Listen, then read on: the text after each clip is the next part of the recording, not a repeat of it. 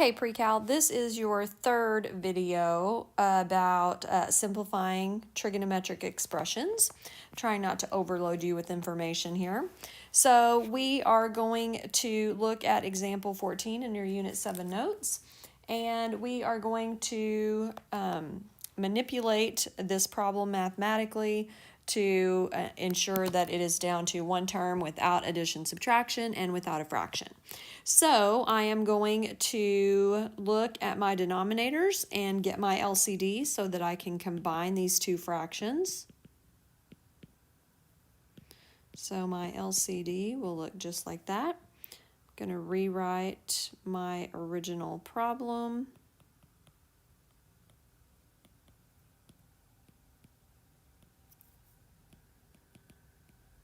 And then, of course, I am going to multiply both sides by what's missing in the LCD.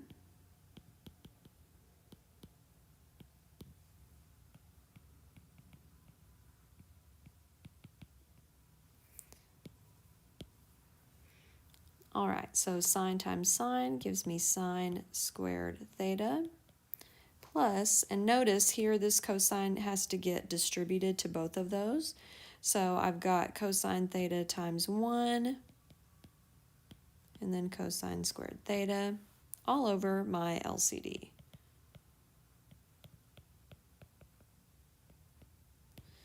Okay, so before I do anything else, I'm going to analyze this and see if there's anything I can replace in my fraction using my identities. So notice I've got a sine squared theta and a cosine squared theta here.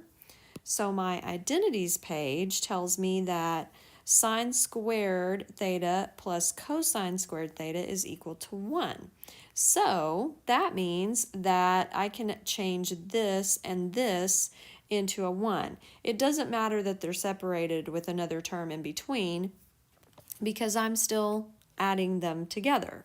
So I'm going to replace those with a 1. And then, of course, don't forget this cosine theta comes right down here. And then what I'm going to do, if you'll notice, this looks exactly like this. So I'm going to cross those out. I'll be left with a 1 in the numerator over sine theta. I do not want a fraction, so I'm going to go back to my identities page. 1 over sine is equal to cosecant. So awesome.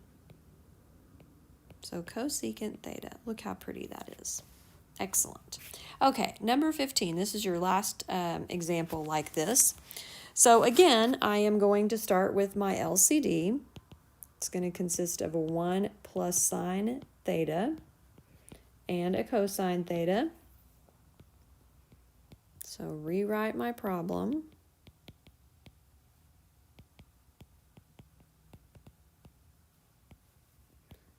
And of course, I'm going to multiply both sides by what's missing.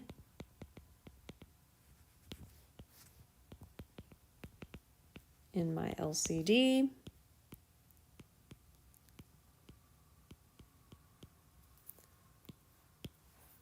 All right, so here I've got cosine squared theta plus, you have to be careful here, you've got to FOIL these two things.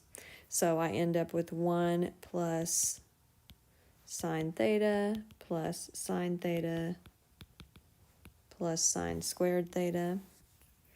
And of course, in my denominator, cosine theta times 1 minus sine theta. Okay, so in the numerator, I'm going to take care of some common terms that I can add together, combine like terms. So I notice right off the bat that I've got sine theta and sine theta, so that's going to be 2 sine theta.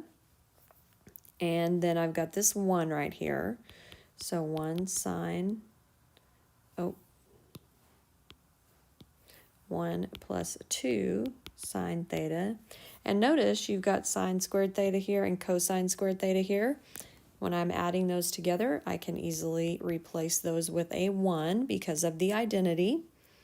And then I've got over cosine theta times 1 sine theta.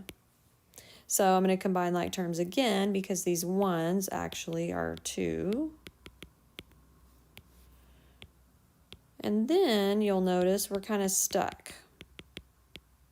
But I want you to notice that because there's a 2 here and a 2 here, I can factor those out. Watch what's going to happen when I factor those out.